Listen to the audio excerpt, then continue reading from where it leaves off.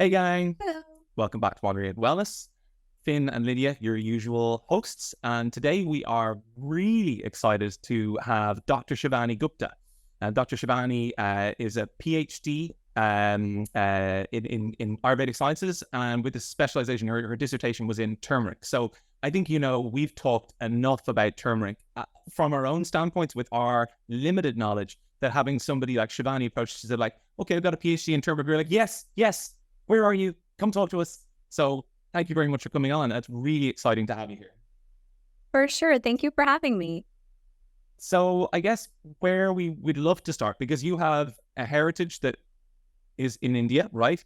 Um, can you speak to us a little bit about like your origin story around turmeric? Like, did you grow up in India? Did you grow up around these spices? Like, what was your like first kind of connection with that spice? Sure. So I am actually American. I was born in Houston, Texas, to Okay. a first-time immigrant family from India. And so what's interesting is when you're born in a family like this, like we maintain the Indian culture, I think, tighter than they do in India. Because every year growing up, I'd go to India and I'd visit my cousins and my family and my grandparents, and I would notice the westernization of India. Like I've watched that over my 40 plus years of life. And growing up, whenever I got sick in Houston at home, my mom would not reach for the spice box. She'd run down to the drugstore and we'd pick up something and take it, or we'd run to the pediatrician and she'd give an antibiotic script. But every time I was in India and I got sick, my grandma had an entirely different toolkit. We would use the spice box. We call it a masal dhani, like the main spice box of the Indian kitchen. She had a whole other cabinet of spices. And I always thought, wow, these are two different worlds. Like I grew up in so much dichotomy.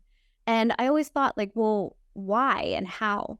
And so finally, by the time I reached college, I realized something is wrong with me. My immune system doesn't work. My body doesn't work. We were in India at the time, and there was this Dr. Gupta who I was seeing, and he's like, here's your prescription of 12 drugs. And I just looked at him like, no, we're not doing this again. This isn't working. And that's what set me on my journey. And I told my parents, we are in the land of yoga and Ayurveda. Let's go. Like, let's figure this out. And so we traveled all through India. My parents were very successful, but burnt out entrepreneurs by the time I was in my 20s. So it was perfect. So we went to every center and we detoxed and we healed. And when I learned about the spices, I was like, wow, so you guys have a garden and your garden is your entire treatment plan and way of healing people? This is epic. I need to go learn. And that's when I fell in love with it because it worked for me. And I thought the whole world needs to learn Ayurveda then, because then we'd have a different world. Yeah, I think that the food is medicine thing, which is the drum that we beat day in, day out. That's our motto since my parents started our store 44 years ago, is it's still like, no matter how much prominence spices like turmeric and stuff achieve, there's still this hesitancy towards treating something that you could use on your breakfast cereal as something as powerful as medicine. It's like, it's funny, isn't it? Like in India, have you seen, like, obviously, so your mum had like transferred to that Western type of mindset. Have you seen that happening with your family back in India as well, or have they stayed strong with the deep rooted kind of turmeric, etc., the spice kind of knowledge? You know, I think the colonization of India, British colonization, changed India. And westernization of India, just like we see westernization of the whole world. We have exported our McDonald's culture and Britney Spears culture and all these types of things. And I saw it growing up. And so now it's been beautiful because there's this whole resurgence, the whole flipping back. Now you go and everyone's like, I do yoga. I go to my Ayurvedic doctor. I go to my homeopathic doctor. I went to the hospital to get my diagnostics, but I'm learning how to manage myself. Every family I see is doing ginger lemon tea in the morning, using their Ayurvedic stuff. And then the pandemic really helped because I think everyone saw once and for all, oh, we have to take sovereignty over our innate health and be preventive. So there's definitely this turning back to ancient wisdom as true wisdom, as opposed to looking at modern day science, which modern day science in Western medicine is fantastic, but it's for acute solutions. It's not preventive. And so that's been beautiful to see. And have you seen, so in the States, like we hear a lot about the quality of food not being good in the States. Most of our kind of like big global data markers around ill health come from American culture. Did you have difficulty when you started to look for high quality spices, organically produced, these sorts of things? Is that easy where you were? How did you find that? It is a full court press, full-time job to even begin to attempt to source food in a healthy way for my family. I can't even tell you the battle that I consider that. I have 5 stores I shop from. I wish I had more time to shop more organic and local and fresh. But I am searching for solutions, and I'm extremely concerned that the food and water and air in my country is poisonous and devoid of nutrition. And we are basically shooting ourselves in the foot, assuming we're getting any level of nutrition. And someone the other day looked at my supplement tray and they were like, "You take that?" And I was like, "Do you think I want to?" I'm deficient in 18 things because I'm not even getting it from my food. And I am the most conscious person I know about what I eat and how I eat it and when I eat it. And even I'm running on deficiencies. What does that say about the food supply here? So I pray for all of us that we all can figure this out. My best solution is I would like to live in Italy. And I think that country has it right. Yeah. It's a fascinating thing, actually, because I was just in where I go to get my hair done, because I don't use any chemicals. If I get my hair dyed or cut, I go to an organic hairdresser's, which is Italian. And they make all their dyes from plants, and it's applied with their hands because there's 0 chemicals, and their shampoos are made by themselves. Every element of the hairdressers from the start to finish is organic and natural. And they also have a little cafe. I took my son there, and he was asking the guy behind the counter, who was the son of the owners, about all the different foods that we were eating. And he has this tea, like a herbal tea, but it's all made from dried fruits. And then after, it's called garden in a cup. Afterwards, you can eat the whole of the tea, like it's just dried fruits. And the guy was saying, really exciting. And he's only kind of mid-20s. You know, usually guys in their mid-20s are not that excited about talking about herbal tea or like organic fruits. He was like, do you know, eat fruit of hand harvested in Italy. It's biodynamic farming. Everything is organic. And, you know, you can feel it because you can't get this. We import everything from Italy because you can't get this quality. And he was so excited and so impassioned by that. And I was saying, you know, it's such an Italian thing, isn't it? To take that ownership over the food and go like, this is a matter of actual pride. Whereas then we transport that to, say, the US. And we have all these ideas that we're really advanced, that we're progressing, that we live in this culture that's really progressive. And yet the quality of our food, the quality of our air, the quality of the products that we put on our skin is going so far backwards. And then we have these ancient techniques. We have these ancient knowledge that's turmeric and cinnamon and curcumin, or all these different things. And yet we're like, oh, that's kind of backwards. It'd be better to look at the forward stuff. And you're going, but the forward stuff isn't working. Like, we're all less healthy now. What happened? Exactly. And so it's really nice to see that there's this revolution happening where people are finally seeing the truth, which is what's being made for us is not actually made in our best interest. And so it's one of those things I'm very passionate about. And I want to like one day just be an activist who's like, guys, we have to change what we're doing or we're just causing all this chronic disease. And I plan to get louder and louder on this topic because and I've told my children, I lived in Italy in college and I've visited Italy so many times. I told my kids, all mommy is working for is for us to live their part of the year because that is when we will be healthiest because they actually take pride in how they grow everything. It's that or mommy has to buy a farm in America and do it herself, which is quite a new progress and project to do. Yeah. So, yeah. So how did you go from, you got to that point, you were in India, you were traveling around, you went to all the different maybe ashrams or different centers and kind of got healed by that and saw the power of that. But then how did you go from there to now going, okay, I'm actually going to make turmeric my life? And why did you choose turmeric as opposed to something else? It's a great question. So I fell in love with all of Ayurveda and I was in business school at the time. And so I wrote this business plan to open an Ayurvedic spa in Houston. And I thought if I could just open this center, everyone on earth would be healed and we wouldn't have diabetes and all the diseases that my family has. I'm an eternal optimist who thinks everything will work out in my favor. And so I went on this journey. My parents were like, that's great that you want millions of dollars to open this beautiful center. You need to go work for it and get the experience. So I went on a journey and got experience and stuff.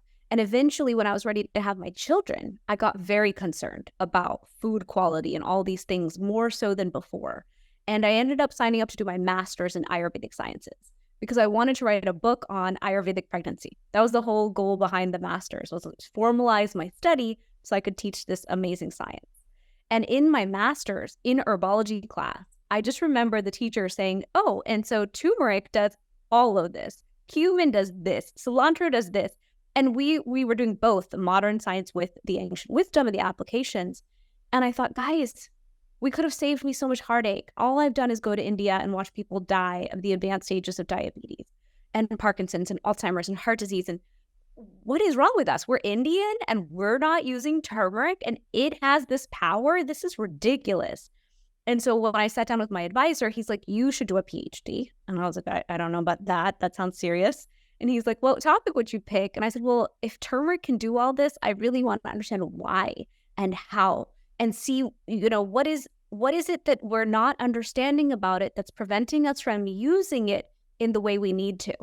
And so my brain, when it's got an agenda in it, it chews on an idea. And so throughout my PhD, I was trying to understand, like, why are we not using this if it does all this? It's good for heart disease, cancer, diabetes, like you name anything inflammatory, it's good for all of it. And so finally, at the end of my family said, if you're going to be such a crazy evangelist who says turmeric can do everything and fix the immune system and everything you keep saying, you should make your own. And so that's what set me on the journey of creating my supplement company, because I am such an evangelist of that spice. I think it can do 90% of what we want in life, but then we need to figure out how to take it in that potent, pure way to get the result. And so that's what set me on where I am now. I own the supplement company. And then I thought, wow, people are just taking turmeric like an NSAID. And so now I've gone around back and I teach people how to live the Ayurvedic lifestyle, because I still think that you need both. Yes, supplementation's amazing, but if we don't heal the gut and live according to circadian rhythm and understand that we are part of nature, you're not winning. You're not going to absorb. You're not going to benefit from it. So to me, there's such powerful wisdom in the ancient Ayurvedic lifestyle, and turmeric is a piece of that. My mom gave me a book when I was pregnant with my son called Almadi's Lotus Feet, and she got it when she was in India. So my mom travels to India, has done most years. We grew up in Nepal for part of my life, and then we also went to India a few times. So that kind of Ayurvedic lifestyle was there. I have Indian heritage back, in a few generations, my granny, great granny. And so we always kind of had these spices. We grew up with food and the cooking. I'm interested. Obviously, I teach yoga, so there's the lineage there. But she knew I was really interested. And when she was traveling in India, she found this book, and it's like got this really hokey plastic covering over the top of it, but then there's this beautiful illustration underneath. And all it is practical applications of herbal usage during pregnancy and postpartum and beyond. And most of them are turmeric. And it's like, you carry this little pouch of turmeric and you make this tea if your womb isn't shrinking back perfectly afterwards. You take this tea if you haven't got enough iron levels. You take this tea if you do this. If you've got a cut, you've got a wound, you press the turmeric in there. And there was so many more applications that even I knew of these beautiful, and also, like you're saying, it's not just about having the turmeric, it's about the rituals around those things and understanding, for example, that when you've had a baby, massage every day for 40 days is really key to get the lymphatics and the circulation working. And using a turmeric paste might accelerate that. But it's also about knowing that there's taking the time to do those things. And I think it seems like, I'm fascinated by the idea that you did this PhD in turmeric, because I'm sure there's like unfound ways of using turmeric in traditional ways that I don't know about. That's more than like there are. Yeah, there are a million ways, and it's so beautiful. I'm gonna have to get that book name from you after, because I wrote a book on Ayurvedic pregnancy when I was in my master's. The book was exploding out of me, and I couldn't finish the master's without finishing the book. So I published that one, and then now I'm working on one on inflammation. And my goal is to really explain all my theories that are exploding now out of my brain on like mental inflammation and the stress we're carrying is causing inflammation. Then of course, turmeric is one powerful spice to help us. So is, ginger, so is ashwagandha. There's so many methods to reducing inflammation. And so thank you for sharing that, because I love it when people can feel into that magic potential that the herbs have. Like turmeric has a million ways it helps us. And the fact that it's so well received by the body really fascinates me. I'm part of a new study we're doing at Clemson. There's a professor there who's working with me, and we're going to publish science on why is it with nutrigenomics and our genes, why is turmeric so well received by so many of our genes? It's almost odd that it's more well received than any other spice. And so we're on this exploration of why. And if you just take a step back, it's just a gift from Mother Earth. if you just take that big step back, this is an ancient wisdom tool. This is a plant medicine gift to us. But we, in the modern day times, want to know things in great detail. So we're going to study it, science, and then prove what ancient wisdom already said, which was use it for all the things and you'll be fine. Yes, it's interesting. It's like curcuminoids are a bit like cannabinoids, right? They're not in terms of molecular structure, but in terms of their like polypharmacy, like that they have this incredible ability to attach to lots of different cells, to like make their way around the body in ways we don't understand, to interact with our body in this beautiful regulatory manner that's like, we know a lot of herbs and a lot of, phytochemicals have like a stimulant property, or a lot of them have a sedative property or inhibitory property or stimulant property. But those like curcumin, turmeric, and a few other, hemp, cannabis or CBD or whatever, and a few other herbs have this amazing kind of like in-between regulate, like what you say, it's a gift from Mother Nature. It's just like, if there's too much or too little, it'll set you right and put you in the middle. Shilajit's another really interesting one that I've been doing a lot more reading about lately, which has got kind of similar properties. I'm interested I can get giddy about the pharmacy part all day long, but what I'm interested maybe is a bit more, could you describe, because a lot of the ways that we talk about absorbing turmeric now, it has to be with black pepper or like has to be with fats. Could you talk a little bit about the traditional methods of drinking or consuming turmeric? Because I know turmeric latte does come from a traditional lineage. The black pepper usage is a traditional lineage. Can you talk a little bit about that and how maybe if you're aware of how those things do affect absorption or assimilation, and how best people can use them in a home way, if that makes sense? Sure. So turmeric is a very powerful herb and spice. When you take turmeric in its raw form, we never really used it that way in ancient India, or in India in general, in modern India. We can slice it up like a radish and use it like a radish on foods, but that's not the same as using it in daily use for the benefits. The main way turmeric is used is it's used in our cooking. So any dish you make, usually any lentil, any vegetable, I can't actually even think of one where I've never used turmeric, because turmeric's just good in everything. And the taste is not so strong to us that it makes any big difference. So turmeric goes in everything, and our garam masala, our last spice we use in our cooking, has black pepper in it. So it's so interesting that there's this intelligence to Indian cooking that has everything in it. I once had a naturopath and I said, hey, what is the best diet for my kids? She goes, you are Indian vegetarian. You are eating the best diet there is.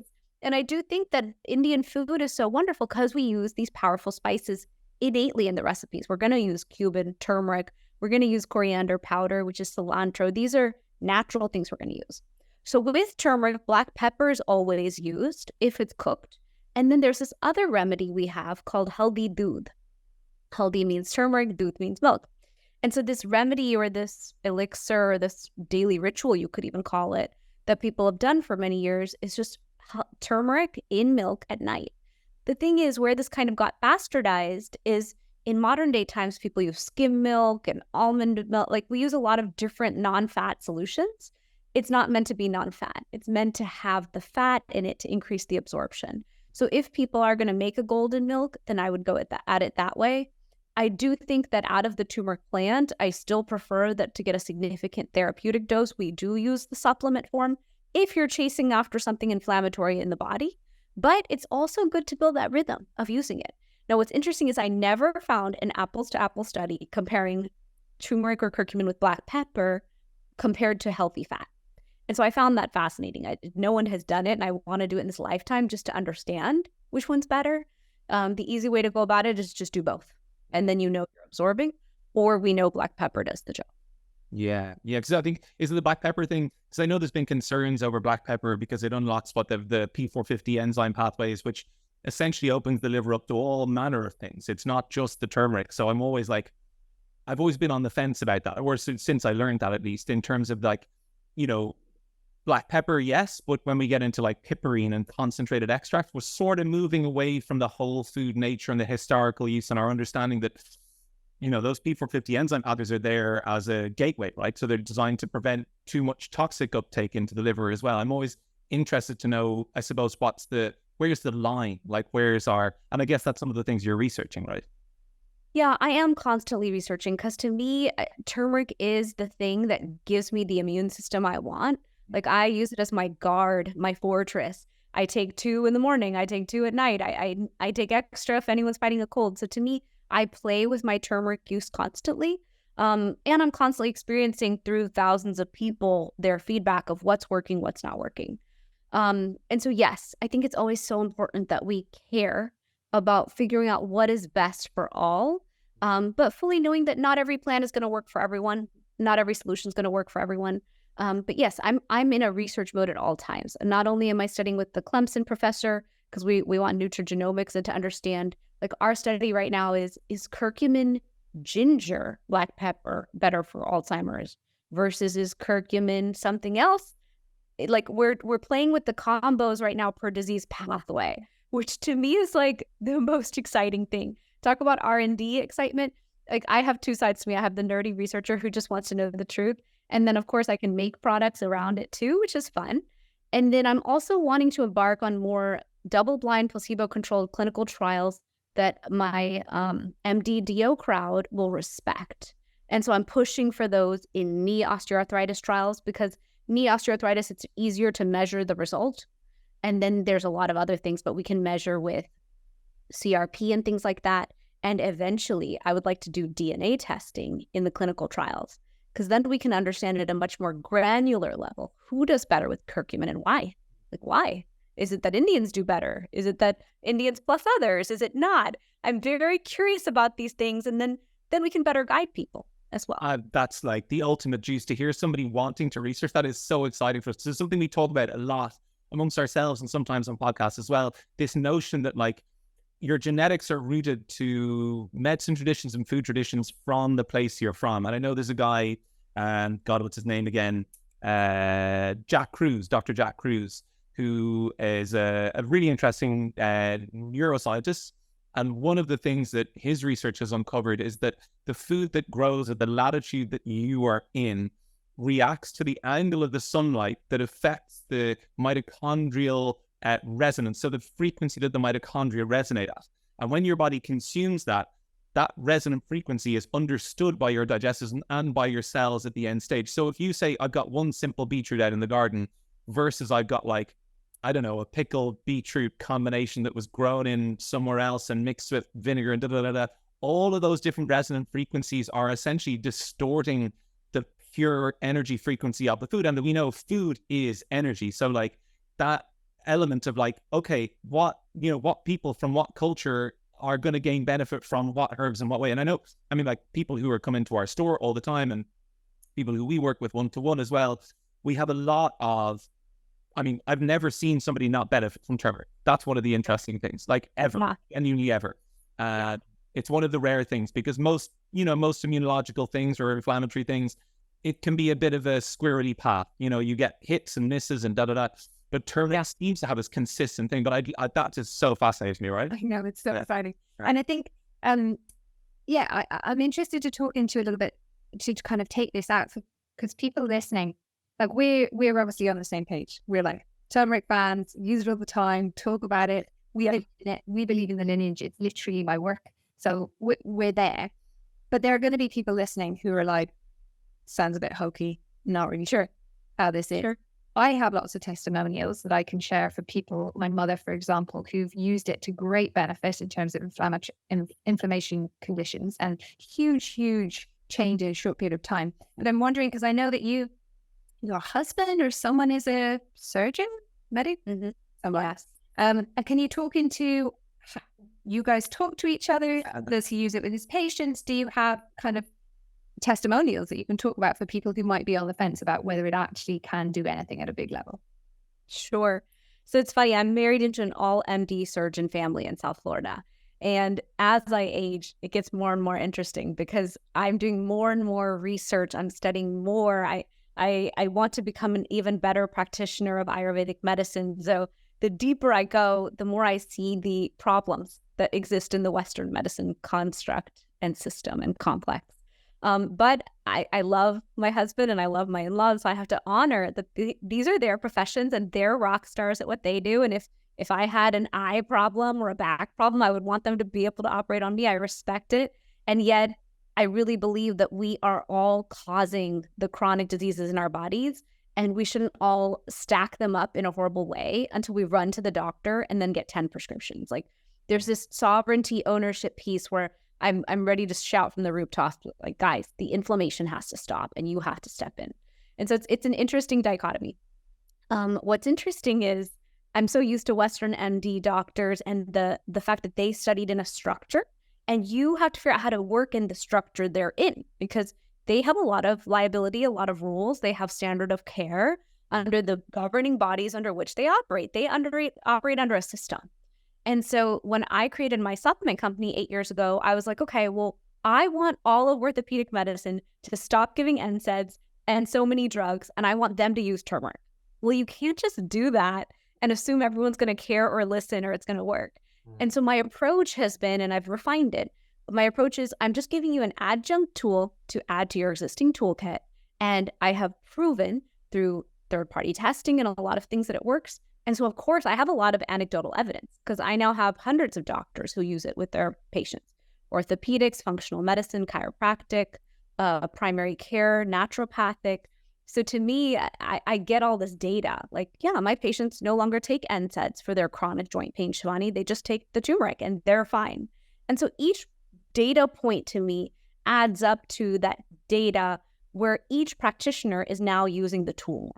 So I see it all the time. And then I answer my 800 number for my company, which is fun. So I get to hear the calls and the patients will say, you know, I was losing my hand function. My chronic joint pain was preventing me from opening jars. And so I needed to keep my independence. And taking your product, I'm keeping my independence. People say they can walk up the stairs again. Like they used to get to church and they had to take the elevator to get to study group. Now they can walk up the stairs. Some people said they can travel again. Like they were a single woman and they wanted to travel, but they couldn't walk or move enough to travel. Now they can travel. So to me, there's so much power there. Me personally, I have always caught every cold that walked by. This week, one kid had a cold, then the next one. And I was just watching, like, guys, please. And I took turmeric and I was like, I have my defense system in place. I'm holding the faith that I, as Mama Bear, can stay healthy. So a lot of people say they travel and take turmeric now and they don't get sick. So to me, it has such great applications. And if a listener is like, that sounds crazy, that's not possible, please don't tell me there's one miracle plant that does everything. What I have to say is I agree with you because I heard all this about moringa and was like, y'all are crazy. There's no way one plant can do all that. But the thing is, I'm happy to share the science. You can go on PubMed and search curcumin benefits and you'll see it's anti-inflammatory, published in thousands of studies. It is an antioxidant powerhouse. So I don't take any other superfood. I just take my turmeric and I've got the antioxidant benefits I need, although I eat a variety of plants, so I get it there too. It is an antiviral. It is antibacterial. It is antifungal. It is a vasodilator. So when we talk about nitric oxide and blood flow needing to get to parts of the body because it's not working as well, turmeric is the vasodilator. It's going to get where it needs to go. So, and it's a lot more than that. It's neoplastic. It does a lot of things. It's anti-cancer. So to me, I love that turmeric can do a lot and it's so well received by the body. And thus, I think we should all use it. Yeah, I mean, that's the real, you are an evangelist. It's the truth. Can you speak to, and we agree, by the way, you know, again, you're preaching to the choir, but you said neuroplastic? Yeah. Neoplastic. So is that referring to neuroplasticity though, or? It's not. I had to ask my husband. I was like, what does this mean? He goes, it's anti-cancer. I was like, what a fancy way to say anti-cancer.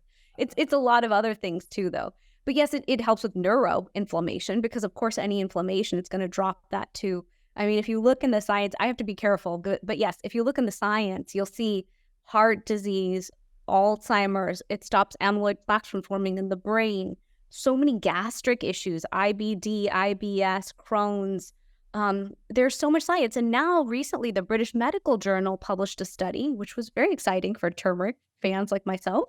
But the British Medical Journal, BMJ, published that it's as effective as a PPI in the body. So all of GI can give less PPIs and give turmeric instead. It's proven in one of their most reputable journals. And so that's my life goal is how do we push for more of that science so that everyone can recognize it? And nothing is perfect. So yes, it's stunningly awesome, but I want each practitioner to use it in their practice. And then everyone comes to understand which patient type is the best to receive and use this tool. And like you were mentioning earlier, it's adaptogenic. So when you were talking about why it regulates in the body, turmeric has adaptogenic properties. So if we're needing a lot, it's going to go where it needs to go. If we need just a little, it'll send it to those subtle areas. It has that ability to calibrate with the body. And that bit you were saying earlier on about patient who gained her, mobility back and ability to move around as well. That's true, like sustainability. And I think that's one of the things that we've talked about more and more, because it's it's something, it's very default for us. It doesn't feel like an added extra, but it's something that people are only really coming around to understanding now, that this natural healthcare modality, Ayurveda, TCM, but whatever modality you're in, all of them are like ultimately the most sustainable healthcare models, because they give people back their quality of life. They take them off drugs. They facilitate, healthier relationships, more capacity to do work, more capacity to earn, more like takes you off the health system pressure, all these sorts of things. It's like all this trickle down stuff, which is, for some reason, I guess, during the pandemic, one of the things that we became really aware of, acutely aware of, is like our governments don't really have an agenda to serve sustainability in terms of health. They're responding to other concerns, whatever's going on. I don't care. But put that aside for a second. It's like, what we know is that, like you said, like the ultimate thing we're charged with is to look after number one, because that's where sustainability starts. And that's a beautiful thing that turmeric can help us with, right? Yes. And the thing is, our own governments, our own lobbies, no one's got our best interest. Big companies out there, this is all a money-making machine. And if we took a step back and understood our health is our personal, like you said, destiny. It's our sovereignty. And so I like to show people like you that food is medicine. Living according to your own self-care rhythm and circadian rhythm matters. And harnessing the power of natural remedies and plant solutions is your best bet for the body to receive it well, absorb it well, assimilate it well, utilize it, and build that plan of prevention. So I call it a pharmacy, F-A-R-M, pharmacy, that we all keep in our kitchen cabinets. That's what my supplement cabinet is. That's what my essential oils are. I even keep walnuts in jars on my vitamin trays, because walnuts are good for my brain. Brazil nuts are what I need for my selenium. Those are supplements, but in food form, in a potent form. They all matter. They all add up. But we have to figure out for ourselves what we're going to use. And like you said, turmeric is one of the most well-received ones that does so much. So to me, for those of us who don't want to take 25 supplements a day, and we might not have the time to do everything, I look at turmeric as my insurance policy. I'm at least covering myself. I've got my baseline covered. I'm reducing that systemic inflammation that I know life is going to cause me. We're all going to eat some inflammatory foods, have some stresses, different things, environmental toxins that cause those inflammatory responses by the body. And so why not use a plant that will just cool that down some and prevent that forest fire of inflammation from impacting us? And tell me, you were telling us off camera that you've been doing a lot of talking in you've been going to kind of health conferences and different stuff like that, where you're talking to like big medics, big names in this industry, big names in the pharmaceutical industry.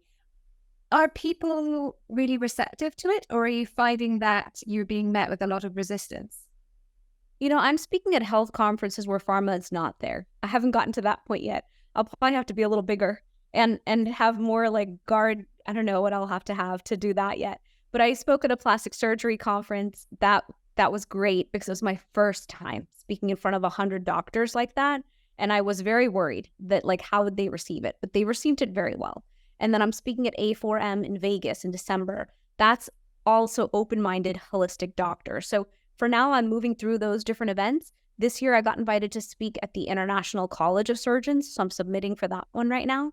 And that'll be interesting, because that'll again be every type of surgeon. But I have one goal in life, and that's to teach practitioners that curcumin has applications in so many of their patient types and can be used as a valid tool, and they can trust it. Because in the supplement sector, we have a lot of lack of trust, for good reason, based on how people go about making things. And so my intention is very pure. Can I prove that this works? And can I hold all my factors the same with independent testing with quality, so they're comfortable using the tool in their toolkit? So it's going to be an interesting journey. I have to really grow at each moment that these things come along. But it's my dream. It's my dream to share the world that we're so inflamed and we need to work on it, and share with practitioners, because we go to our practitioner with trust. When I go to the doctor and I'm like, hey, I have this issue, I'm going to an expert to help me. And so how powerful would it be if all of our experts had new toolkits from Ayurveda? That would be a whole different world. That's what I'm excited about. You said it. Like, absolutely, the toolkit is the problem, right? If the toolkit is narrow, then the applications are going to be less helpful. If the toolkit is broad and it's like Ayurveda, where you understand it's a science of life, not just a science of NSAIDs, then that changes things. So exactly. Can you tell us a little bit, because you were saying obviously you produce turmeric products. What are the products that you produce and their applications currently? So currently I made 2 formulas to help with inflammation. One is my turmeric gold and one is my inflammation relief. I made the turmeric gold as a daily preventive, because a lot of us need a daily preventive support. And then I made inflammation relief really after what Ayurveda would have given someone for inflammation. So we would have given turmeric, guduchi, boswellia, dried ginger, amla, all these things in a symphony of herbs to produce that result. Because in Ayurveda, we know that the primary herb is going to do the main job. Secondary herb will support. Third herb helps it go where it needs to go in the body. Fourth herb is there to support. Fifth will reduce the negative effect of even putting something so potent into the body. So there's so much intelligence to the ancient wisdoms, and I wanted to make sure I'm always honoring that. So inflammation relief and turmeric gold were my first creations, and that's the combination that all my doctors use when the patients are in pain. And then from there, I thought, you know what? If you're inflamed and you don't sleep well, you're never going to clear the inflammation. So I designed an Ayurvedic tea as well. So it's Brahmi, ashwagandha, osmanthus, cardamom, like all the yummy things from Ayurveda in whole tea form, whole loose tea, because that's the magic, is giving them the real plant as is. And I always play. So my goal was to understand, can I deliver a result in a tea? Ayurveda always said we could. So I designed this tea, and it's very effective to put you to sleep.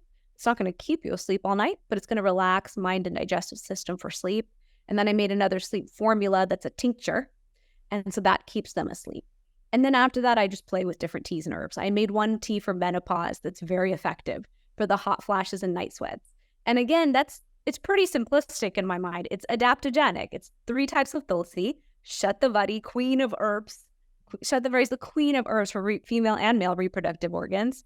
And it's so effective because it's got cooling adaptogenic properties. And so even those of us who aren't in menopause, we feel more balanced because we're getting that adaptogenic support. So to me, we are turmeric first. That's what I do. That's what I love. And then the rest of it, I get to play with my lab of herbs and spices to create the result I want for people, but constantly playing between that world of, yes, supplement delivers a result, and can we get there with tea as well? Beautiful. Cool. Oh my God. Great formula. Like, I didn't really, we could have another whole conversation around Guduchi and Neem and Shatavari and yes. Like our favorite, right? Use tulsi. Yeah. Wow. And ashwagandha, I would do my whole next PhD on ashwagandha. If I had time, I probably will make that time in this life. But ashwagandha is a powerhouse. Like, wow. Talk about right after turmeric, powerful impact in the body. So these herbs get me really excited. Yeah, nice and great to protect from that awful toxic environment we're living in. Woo! I know. We will see the resurgence. I think, I have faith that we're all going to slowly start to build bee-friendly gardens. We're all going to start growing our herbs in the back. Maybe not all, but most. I have a black thumb, so I have to regulate what I say there. And then have gardens, like beautiful gardens where our food is organic and controlled by us. Because without it, we're just not going to get to have the health we want. We have to band together and find a way. Boom. That is a message to end on. I love it. Band together, find a way. Let's go. Okay, listen, thank you so much for coming on. This has been a really enlightening podcast, and it's great to be able to dive deep into the world of turmeric with somebody who really knows about it. It's been a joy. Thank you, Dr. Shivani.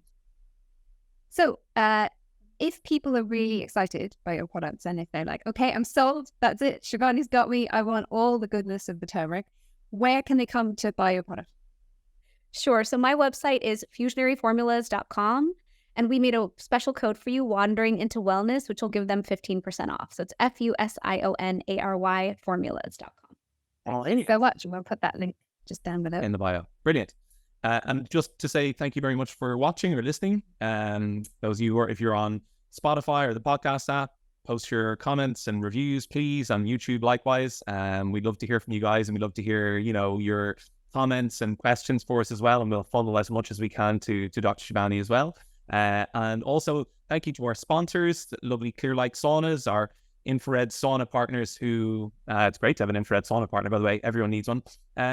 But they are facilitating those of us in, particularly those who don't have so much sunlight at this time of year, where it's not so easy to get to see like those dawn rays, full infrared spectrum that give you the regulation of energy levels, the regulation of circadian rhythms, regulation of inflammation, a lot of similar things to what turmeric does, actually, interestingly. But light is also medicine, as is food.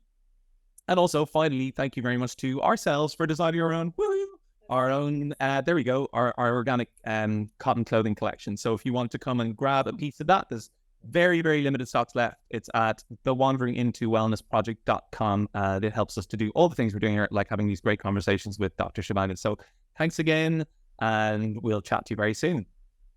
Thank you. Bye.